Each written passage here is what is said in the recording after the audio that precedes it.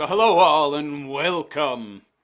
And in today's video, I wanted to comment on what I see is a very disturbing new trend. And I'm not the only one to spot it. Of course, this trend is actually being pushed by the powers that be. And that is women in ever increasing numbers using dogs and cats and parakeets and other weird exotic pets as stand-ins for children, with many women now eschewing marriage and or family and kids for pets and boxed wine, which is a totally different issue and coping mechanism that we can discuss at another time. But certainly a popular happenstance, as much as the pets replacing kids, maybe more so. But anyway, it's very disturbing. It's something that's being pushed a lot. So I wanted to talk about just how much this is happening and how much is being pushed. So let's get into it, shall we? So, from Psychology Today, for millennial woman. Is it just millennial woman? I mean, it seems like it's all women, really. Old ones, young ones, middle-aged. Or dogs and cats are stand-in for kids? Yes. Animals are stand-in for kids. It's dishonest. It's not genuine. That's why I don't have any pets. I'm not going to take some animal, use it as a stand-in for kids. Not going to do it. It's a very dishonest way to live your life. If you're not able to be happy by yourself, don't think that getting a pet's going to do it, okay? Do not think that. And the same goes for kids too, by the way. Things don't make you happy, okay? And that includes other people. You got to find happiness by yourself, for yourself, before you can ever think of being with someone else or benefiting from having kids in any meaningful way. So 70% of child-free women view their pet as their child. Isn't that disturbing? That you would rather shower all of your love and your praise, attention, affection on some dumb animal with a single-digit IQ. I think cats have something like a 3 IQ or something.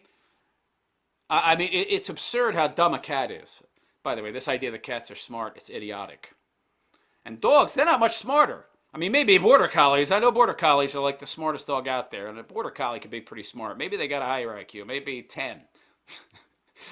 But these are some very dumb animals. They're not self-aware. They're not sentient. And yet, you are focusing all this love and attention on this stupid animal, totally different species that might live 10 years and isn't going to pass on your genes. It makes no sense to me. So let's get into some of the numbers, shall we? So Psychology Today says that 42% of millennial women who don't plan to have children say that the koofy occurrence influenced their decision not to have kids. Really? I doubt that. Why? I mean, that didn't have any effect on kids. It affected old people overwhelmingly, 80+% or something. I mean, the vast majority of people that passed on from that were like really, really old. It had virtually no effect on children. So I don't get that. 72% of childless millennial women explicitly state that they prefer the company of their pet over the company of children. Well, how would they know they don't have kids? That's another thing. How can you know that you prefer the company of a dog or a cat over your own child when you've not had any children? I mean, okay, sure, maybe you spent some time around like other people's kids, but that's other people's kids.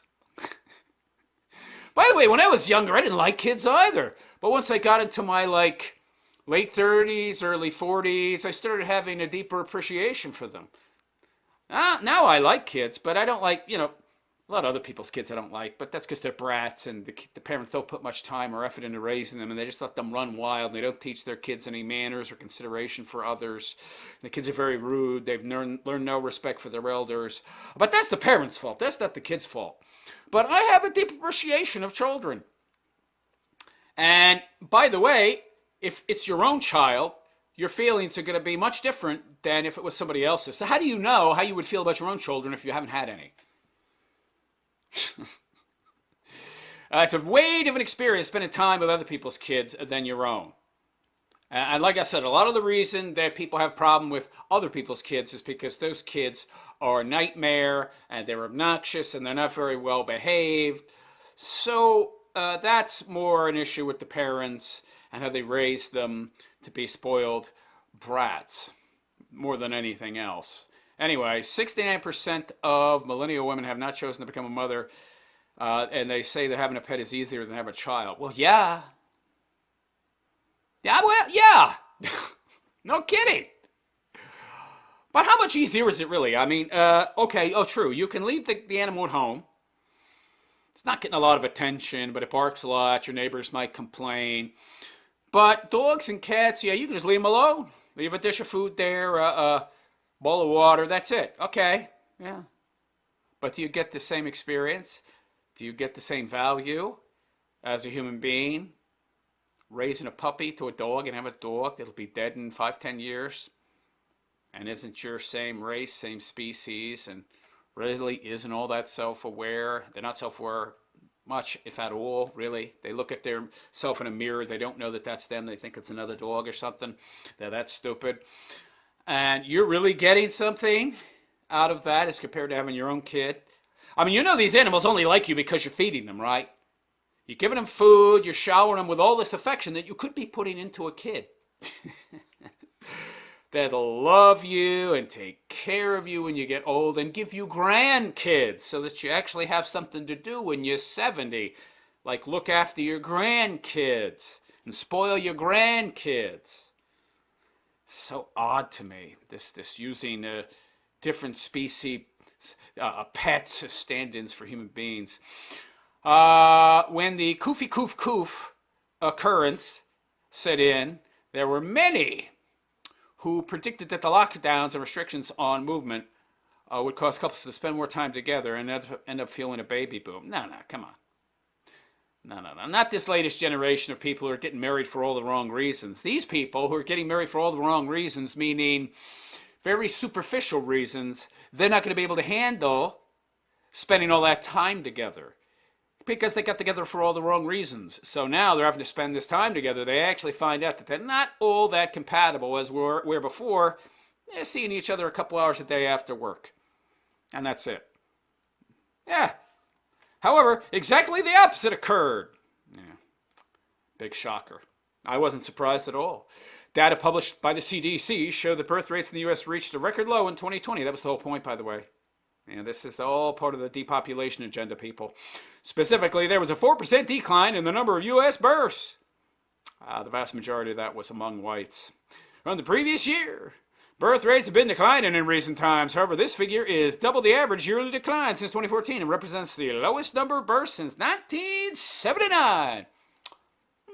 So the answer is because don't kid yourself, articles like this that claim to be observing a new trend, they're actually endorsing it. They're actually telling people to do this. This article is just, what they think is a stealth delivery method for this particular mindset and ideology and way of viewing the world and using animals as stand-ins for people. They're telling people what to do and why to do it. This is more of, front-loaded ideological conditioning than it is observing a present phenomenon, okay? To explore this phenomenon, you mean endorse it? While pretending to explore it. Honest Paws released data from a survey which focused on 400 millennial women. Not a very large focus group, but anyway, born between 1981 and 1996, who have expressed the fact that they don't plan on having kids. Yeah, I wonder why. Neither biological nor through adoption.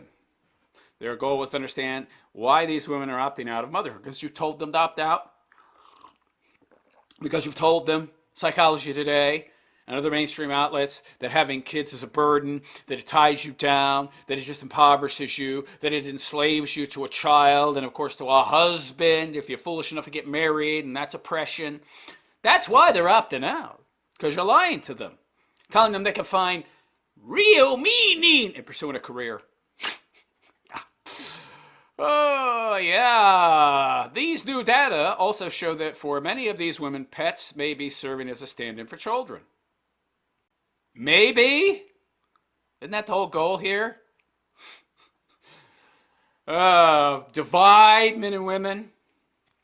Get them to stop getting together, forming strong partnerships to make it, to essentially have someone that can bear more of the burden so that life won't be as much of a drain on you.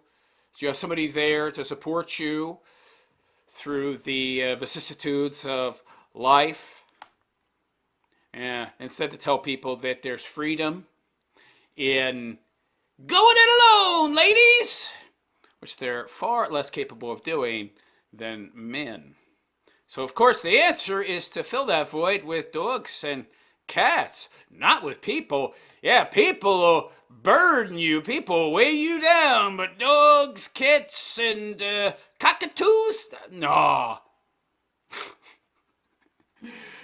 So essentially, it presents other people and close relationships and bonds as some kind of burden, right? And you can do this life hack and replace all those burdensome, annoying, difficult people with dumb animals. Oh, yeah, this new data also shows that for many of these women, pets may be serving. Yeah, we read that already. Why millennial women don't want children. You've told them they don't want them. Women, more than men, are easily programmed, which is why you target women to begin with and use them to control the men. Of the women surveyed, 42% who don't plan to have children say that we read the pandemic. Okay. 49% of these women believe people with children are more stressed than people without. So stress is just a made-up word, okay, to get more people to go to psychologists and shrinks, and then those shrinks, pathologize this stuff and tell them they have a problem and keep coming back week after week to get help for this non-issue that we've now made into an issue, right? Yeah, stuff that's just called life. Now we're going to brand that as it's a problem that requires therapy programming from the libtard therapists. It's more stressful. It's also more meaningful. Now, why don't you supplant that word stressed with difficult? So 49% of women believe that people with children have a more difficult life. Right. Their lives are more difficult to a certain extent, but their lives are also more meaningful because they have more value in them, because they're investing in things that are going to maintain said value. I mean, what virtues and values and legacy can you pass on to a Rottweiler that you're going to outlive by about 50 years, depending on when you get it? Yeah, don't tell them that, though. Lie to them. Tell them they'll get the same, if not more meaning from a dog or a cat. It's liberating. Liberation ain't all it's cracked up to be, okay? All right, you're going to have extremes of anything, including freedom and so-called liberation.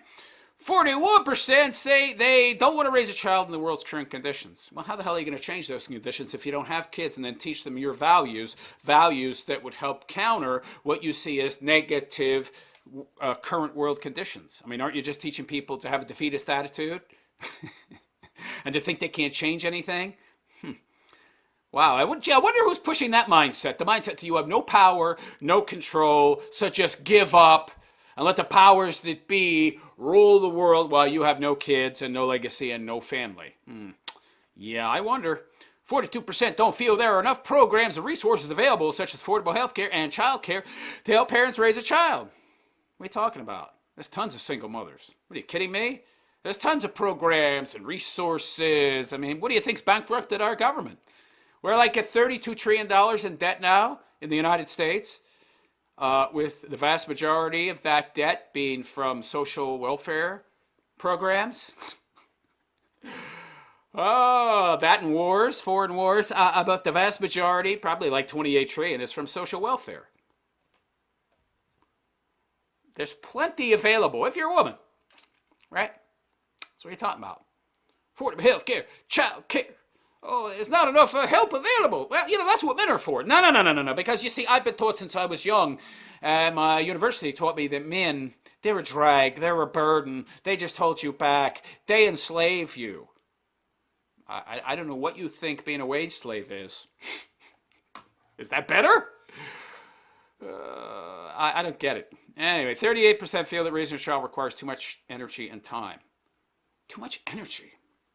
Right. Well, I guess that makes sense. I mean, if you look at it from the point of view of a very fat person, which most Americans are these days, yeah, you don't have the energy because you're overweight, you don't exercise, you have very little stamina, your diet is terrible, you don't take care of yourself, you live this hedonistic lifestyle where everything is about the pleasure of the moment and not thinking ahead and not planning and really just seeking out more distractions in the form of worldly appetites to be satisfied.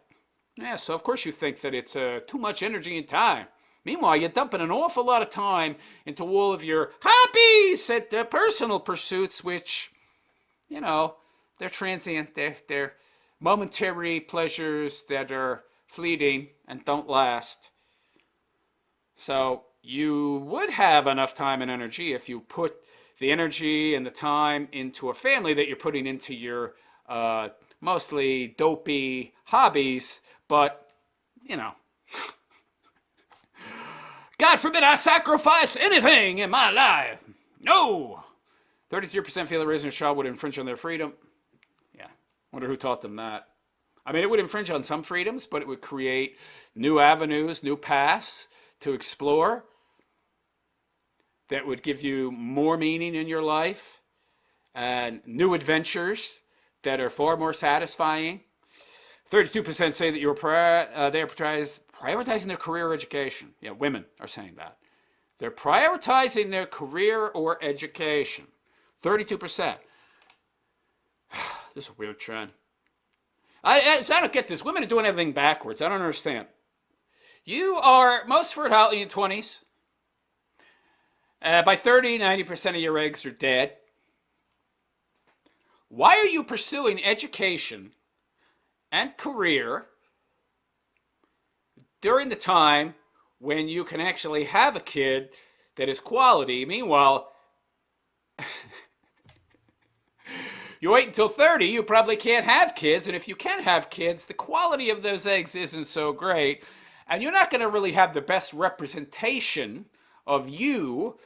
You're not going to have the best quality genetic material to pass on to the next generation.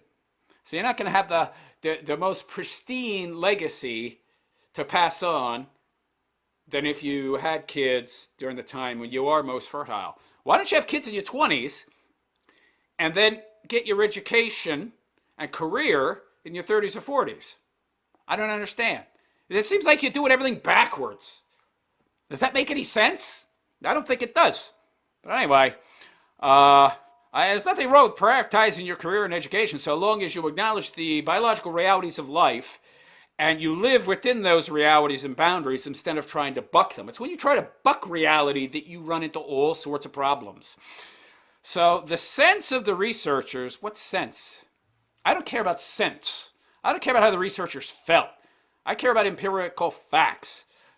But anyway, as the researchers tell us, their science was that these millennials lived through the 2008 recession, and many have struggled financially under the rising cost of living, the scarcity of good-paying jobs. And for some, the scarcity of good-paying jobs, I mean, let's be honest here. A lot of you millennials are studying things in university that have no utility.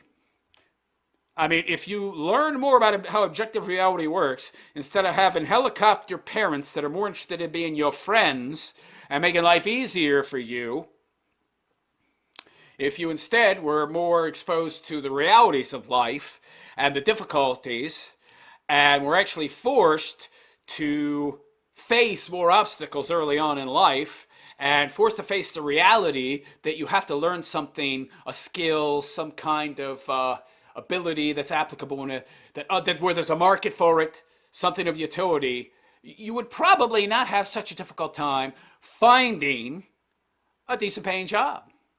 But you believe that you can go to university. You have this entitlement, this mindset where you think you can go to university, study something where there's very little, if any, market, and then come out, and just because you have a degree in something, you think that you're deserving of a good paying job. That's more the problem. It's not so much a lack of good paying jobs as it is the wrong mindset and a sense of entitlement on the part of these young people. And for some, the weight of crippling student loan debts. Why not just go into a trade? There's like 6-7 million jobs in the trades that there's nobody to fill them. And these jobs pay very well. I'm too good for that! I see. In addition to this, they now have to experience the economic strain brought on by the pandemic, right? An artificial strain that actually killed more people than the koof occurrence itself. All of this probably accounts for the fact that 43% of them state that it is simply too expensive to raise a child. Okay, so that's why they're saying that the koof occurrence caused them to not want to have kids. Well, it had such a negative effect on the economy. It did. I think it was like 5,000 to 10,000 people offed themselves for every 1% of unemployment. For every 1% of people that were directly unemployed by the koof occurrence itself, not to mention the people who couldn't go to hospital, didn't get diagnosed for their cancer, their heart disease, their diabetes, whatever, and dropped dead from that. Way more people died from not being able to get treatment, being unemployed, the mass amount of increased drug addiction and alcoholism, and the worsening of such, if you already had these issues, that was caused by the koof occurrence itself. Way more people died from those occurrences than the so-called koof occurrence. All of this probably accounts for the fact that 43% of them state they're simply too expensive to raise a child. Not if you have a partner. No! I already have a problem with having kids because I'm an uber in Ista. So, I don't want a man. I don't want to be oppressed. Marriage is slavery. Did you know that? Evil man. Other pathways to happiness in life. Oh, yeah, of course. Because things bring you happiness, right? We got some life hacks here. Things that if you do them will make you happy. Lie. So the survey results show that the millennial women who have decided... Millennial women, yeah. I love how the rest of this article, some of it wasn't very specific, and they're talking about like 43% of this, 33% of that. Meanwhile, they're talking about women. But they're trying to make it sound like they're talking about both men and women. No, just women. Millennial women who have decided to live a child-free lifestyle to try to create a fulfilling life in a multitude of other ways. You can't. If you don't already have happiness in your life, you're not going to get it from things, and things don't ever bring happiness. People don't bring happiness. Having kids will not make you happy. I got news for you. You have to have the right mindset and approach to life and be living in the correct and proper way to be happy. And you either are or you aren't. No thing is going to create happiness in your life. Okay? Anyway, 43% are building a career or professional life. Until they're too old to have kids. Which is kind of the point of this other pathways BS. 43% are focusing on their life with a romantic partner. Well, what's the point, really? I don't understand this. Why the heck are you even having a romantic partner long term, or somebody that you're going to commit to and spend the rest of your life with, or plan to anyway, which is highly unlikely with this kind of lifestyle, with this kind of view of life, where you see commitments as some kind of burden, something that weighs you down or holds you back and keeps you from an actual fulfilling life, which is based on more freedom, more liberation. God forbid the idea of temperance or practicing moderation. No. We got to do everything in the extreme. Including extreme freedom, baby. Life with a romantic partner. You're focusing on your life with your romantic partner. I mean, what are you going to do? See, I don't get this. You build a life together with a partner. Man and woman get together. They experience life together. They live adventures, and part of that adventure is having kids and experiencing that together, and that further deepens your bond. I mean, what are you doing to deepen that bond if it's just you and her and you? Going on vacations, living the high life, not drinking boxed wine, but instead going out to nice restaurants and getting a nice bottle of Chateau something or another. Meanwhile, all that money could have been spent on kids and a family. You know, and in a couple of decades, you're 80 and alone, and you have no kids, you have no legacy, but you've got some dogs and cats that will eat your rotting corpse when you die. Wow, that's some legacy. 41% are pursuing personal projects. Yes, you've got time and energy to have kids. You just don't want to give up what you think is making you happier, or giving your life more meaning, and enhancing your life, as it were. Yeah, adding some kind of meaning and legacy. No. I can't do that. No such thing as sacrifice. Yeah, can't sacrifice.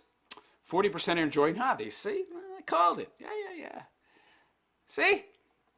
Story goes on to say, furthermore, a third of the respondents say that caring for pets is more rewarding to them than the idea of raising a child. Well, that's because it's just an idea. It's because you don't understand the rewards that you actually get. While things and other people don't bring happiness, you have to have that before you have those things. These things will enhance your life. Okay? And they give you new paths to travel down, new, wonderful paths in life to explore, and new things to discover, new experiences. And they make life more rewarding. And no, you don't get those rewards if you're not already happy, you see. Because if you are not already happy, then you're not going to have the proper mindset to actually appreciate these things when you get them. And that's part of the problem with people today. They have this things-focused, material-focused mindset where they believe achievement of a goal or getting a thing, and that thing is a goal, is what brings the happiness. It's not. If you don't already have it, yeah, things like having kids is going to seem like a real drag on your life and feel like a sacrifice, so why do it? Yeah. So, of course, the idea itself is not one you can appreciate because you're not actually happy, and you've been taught that finding happiness comes from exploring hobbies and personal pursuits and focusing on your partner in your professional life, i.e. career. Yeah. Okay. All right. So the real problem is that people don't have the right mindset, the right approach to life, the right philosophy for living, as it were. So the story goes on to say the role of pets in the childless millennial lifestyle. Yeah, they're telling you now what the role of pets should be. This is for teaching. That's what this article is. It's to push an ideology. It's to put ideas in millennial people's heads. It's to tell them how they should live their life, okay? That's all psychology is, all right? It's a way to program people to have the right mindset, even though it's the completely, totally wrong one. In this survey, 70% of women who have chosen not to have children view their dog or cat as their child. That's just sad. And don't tell me it ain't. However, the door still seems to be open toward eventually having a child. Is it though? I mean, if you spend your entire 20s working on your career and lavishing all your love and affection on an animal, how much you got left for a kid? You certainly don't have many eggs left. I mean, unless you froze some of them eggs, you at 35 and you're thinking about having kids, good luck. 95% of your eggs are trash. Since 66% view caring for their pet as practice for one day having a child. It ain't. It ain't. If they were ever to change their mind. Can you imagine how delusional and misguided you have to be, and what a severe lack of understanding you have in regards to how the real world works if you think that taking care of a cat is somehow preparing you for a child? No wonder kids these days are so messed up. They're raised by parents who got their practice on a pit bull and think that that is somehow requisite, equal experience to raising a child. I learned how to have a kid by having myself a doggy. Okay. 72% explicitly state that they prefer the company of their own pet over the company of children. They're talking about women here. I'm sorry, but no. Well, maybe. I don't know. Maybe other people's kids, but not my own. Like I said, other people's kids are obnoxious, boorish, loud, rude, and inconsiderate. But my own kid? No, I would much prefer the company of my own child to a dog or a cat. What are you talking about? Yeah. Misleading, false conflation. Yeah, they explicitly state that they prefer the company of their pet over the company of children. Right? Children. Since these are people that have no children, they're talking about other people's kids. Vast, vast difference. There's no pair bond there. There's no familial connection, okay? Interesting how they misrepresent things to try and turn you off from having kids, right? Yeah. Now, 69% say that having a pet is easier than having a child. Well, yeah. But meaning in life and legacy and fulfillment and rewards never came from anything easy, right? These things come from suffering and hardship. You want an easy life? Sure. Yeah, don't have kids. All right, okay. But you build value through hardship and obstacles and dealing with those vicissitudes of life and passing on these lessons to your kid. It's so much reward in doing that. You have a kid, you're teaching them everything you know. Oh, can you imagine how good that feels? I know they're not going to tell you that, though. They're not going to front load those ideas. No. They're only going to front load anti-child, anti-family ideas because that's all psychology is for. When this last idea is explored further and the respondents were asked what are the top ways that they feel that having a pet is easier than having a child, the survey reports that 52% say that it's easier to find care for a pet if they need to leave their home for an extended period of time. Yeah, it's a dumb animal. So that's your reason for not having kids? Because you might want to go on vacation and you don't want to sacrifice your 4 times a year trips to Barbados or Hawaii for a child. Isn't that just so misguided? You think that there's more value and reward in going on a vacation a few times a year than having a family and children and grandchildren. Wow. 49% say that they can leave their pet at home if they need to run errands. Oh, well, yeah. Let's forego one of the best experiences in life because it might be difficult or it might stop me from being able to run errands. God forbid. By the way, if you have a partner, they can take care of the baby while you run your errands. Yeah, but I don't want to have a partner. Somebody else, they're just going to be underfoot all the time. Forget that. I should never be inconvenienced. Yeah. 42% say that caring for a pet is less stressful. Again, with the stress BS. 39% say that it's less time consuming to care for a pet. Yeah. So? It's also less rewarding. Far less rewarding. 39% say that they have a greater flexibility in their day-to-day life with a pet as compared to a child. It sounds like every single reason is minutiae. Just surface drivel of complete and total unimportance. So you would rather sacrifice a family, kids, legacy, which is extremely important for what looks to me to be totally unimportant stuff. I'll have less stress and I can run some errands. Interesting where people's priorities lie. These millennials are willing to make sacrifices for their pets the same way that families with children do for their kids. No, they're not. What are you talking about? They just named child care is hard to find, and I want to be able to run errands and go on vacations and not have stress, and not have to have a pesky man around who might disagree with me because I'm too in my masculine. How dare he disagree with me? I'm going to disagree right back. Yeah. You are in no way, shape, or form sacrificing in the same way for a dog or a cat than you are for kids. That's the problem. Nobody wants to sacrifice anymore, but you're ending up sacrificing the most important things in life while thinking you're gaining something. You're not.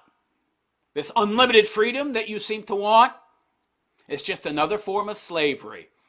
53% say that they made a home purchase or rental decision based on whether there was enough outdoor space for their pet. Whew, wow. I thought that you didn't have enough money to get a larger place or a house with a yard. I thought that was an issue. Yeah, it's BS. I mean, granted, it is more difficult to own a home these days, but people just make a lot of excuses, if you ask me, to avoid difficulty, to avoid hardship. They think their life should be difficulty-free. In addition, 41% say that they have opened up lines of credit or taken out loans to cover their animals' medical expenses. That I don't understand. Like, your dog gets cancer and you're spending tens of thousands of dollars to treat its cancer. Just let it die. It's a dumb animal. Stop anthropomorphizing it. Stop treating it like a human being. Let the dog croak. Have a kid. And then there are the casual cause, such as the fact that 51% of the respondents have bought clothing for their pet. Wow. Just get a kid already. Don't you see that this is all unhealthy? Clothing for a dog. In the past, and 48% have celebrated their pet's birthday and have purchased Christmas presents for their dog or cat. Yeah. You know you're a sad, pathetic schlub of a human being when you're buying a birthday cake for a dumb dog who not only does not know it's their birthday, but they also don't know why they're getting this cake. Okay? Yeah. This new survey, combined with the decreasing national birth trends, seems to show that more people, especially millennial women, have redefined what it means to have a good and gratifying life. You can't do that. It's like trying to redefine. I mean, that's just relativism, pure and simple. You cannot redefine what it means to have a good, rewarding life. There's what works, and there's what doesn't work. High temperatures melt metal. Cold temperatures freeze metal and make it brittle. There is no world where you're going to make cold temperatures melt metal and hot temperatures freeze metal. There are foundational realities, truths to existence and the objective world we live in, and no amount of wishful thinking or magical thinking in this case is going to change that. Okay? The American dream of marriage, 2 children, and a house with a white picket fence is no longer the universal goal. See, I told you. See, the mask is coming off here at the end. This is not an article. Just like I said, they're not identifying trends and reporting on them. They are pushing them. They are the ones trying to redefine the new normal. That's all psychology is, all right? So a form of social conditioning. For many, motherhood is not a necessary condition for a happy life. Now, that's true. But happiness and meaning and legacy and reward are 2 very different things. Will you find as much of a rewarding and meaningful existence in this world if you don't have kids and you're a woman? No. Now, if you're a man, maybe. Men are more adaptable. Okay? And evolution and evolutionary psychology, which this article doesn't go into, has prepared men more for lives of loneliness and finding meaning outside of a family and children and grandchildren, because for the vast majority of history, the vast majority of men were never able to procreate. So, evolutionarily speaking, those men had to develop ways to find meaning and rewarding lives outside of a family. Meanwhile, women, not so much. More often than not, evolutionarily speaking, women have found the meaning and the rewards in life through family, through children, far more than men. So I'm sorry to tell you that objectively speaking, from a biologically determined viewpoint, yes, there are not very many ways for women to find a rewarding, meaningful life outside of family. Not nearly so many as for men. Sorry, ladies. These women think that a family, and instead of children, these women think that a family can be made up of individuals with whom they share a loving bond. Isn't that a family? What?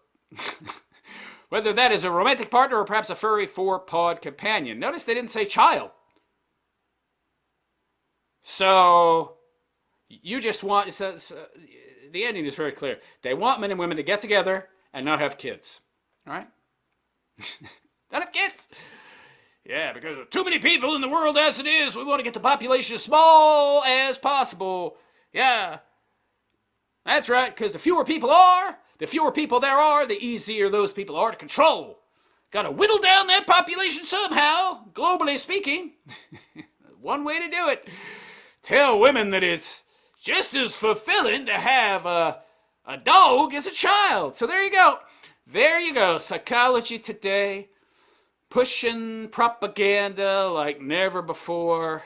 Convincing women that they just shouldn't have kids because it's too much difficulty. It's too hard. And life should be easy. And just live your life without kids. It'll be easier and it'll be just as rewarding, just as fulfilling. That's the implication anyhow. Meanwhile, it won't be anywhere near as rewarding or fulfilling. And by the way, what the heck are you going to do when you're old? You're going to retire sometime, right, ladies? And people are living longer than ever. What are you going to do when you hit 65 and you can't work no more? Because either you work for the government or private companies or whatever, and the retirement age is 65, and they're just not going to employ you anymore. Or you just get tired of working, and you're getting old anyway, so you got to retire eventually. But what if you live to be 100? What are you going to do for the next 30, 35 years? No grandkids, no kids, nobody to pass your wisdom on to. Are you going to shower your dogs and cats with all this love and praise? Jeez, no wonder boxed wine is such a popular meme when talking about old single chicks. Oh, but anyway, let me know what you think. Can a dog or cat or cockatoo take the place of a child? Can it give you as many rewards and interesting paths to explore and as many fun and exciting new adventures and give you as much discovery as you're seeing things through the eyes of a child? Can it give you as much as you would get? Can a dog and cat give you those kind of experiences in lieu of a child? I don't think so. I don't think so. And by the way, I'm not saying that you can't find meaning and legacy in other areas of life, but those are exceptions.